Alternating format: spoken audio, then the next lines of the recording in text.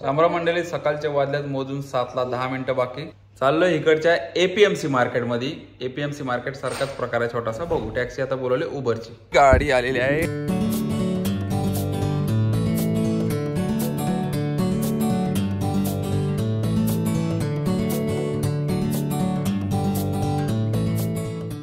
लोक अशी घेऊन चाललेले आहेत सामान. आमचे नागोठण्याची बाजारपेठ आहे, तेवढाच मोठा हा मार्केट आहे. इथल्या लोकल शेतकरी पिकवलेले हे सर्व भाजीपाला आहे, एकदम फ्रेश. चिमूला लागले थंडी. ह्याला काय बोलतात Chimu? Radish.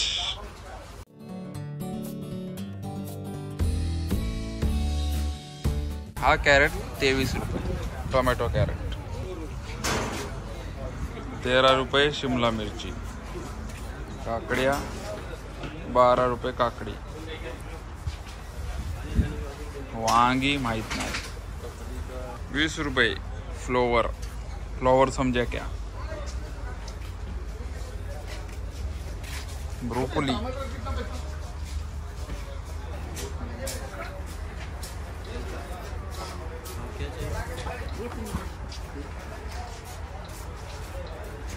थिंबे. Direct farm fresh.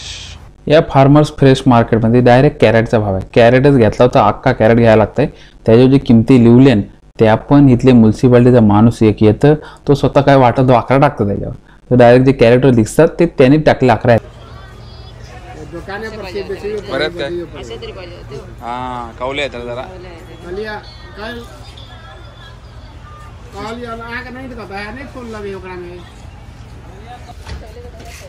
असाच आहे. कौला कौला माल आहे.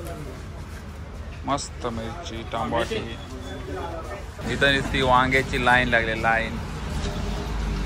वांग खातंय कोण एवढं?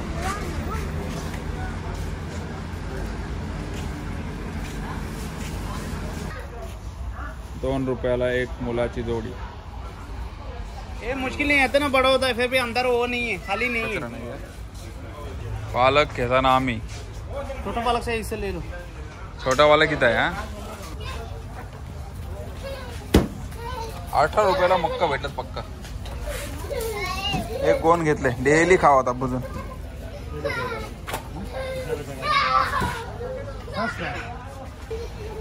कितना दादा? 10 आम्ही 8 ला करून घेतलेला आहे. हजार कितना फायनल? 8 हा final 8 riyal. Final 8 riyal bargaining करत करत आम्ही घेतात.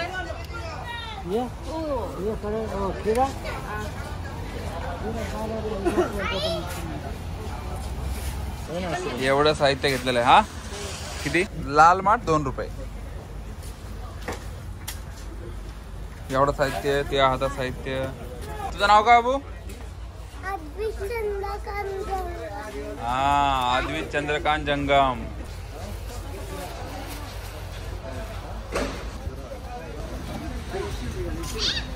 एपीएमसी वाशी मार्केटला पक्का सामान घेतलेला आम्ही.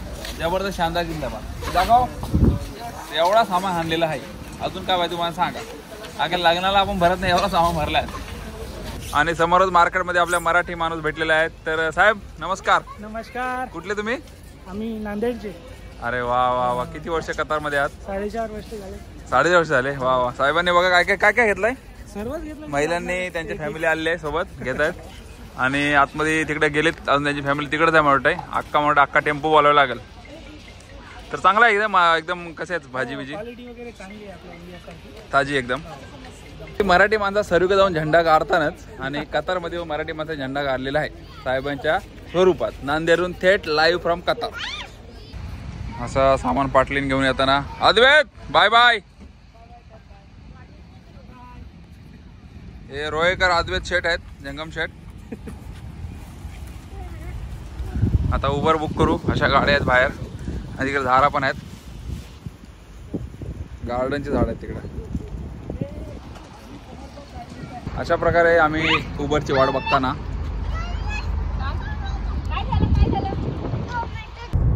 पुन्हा एकदा आपली उबर आलेली आहे. आता आपण परत चाललो घरी. तर आपण सामान घेतलाय.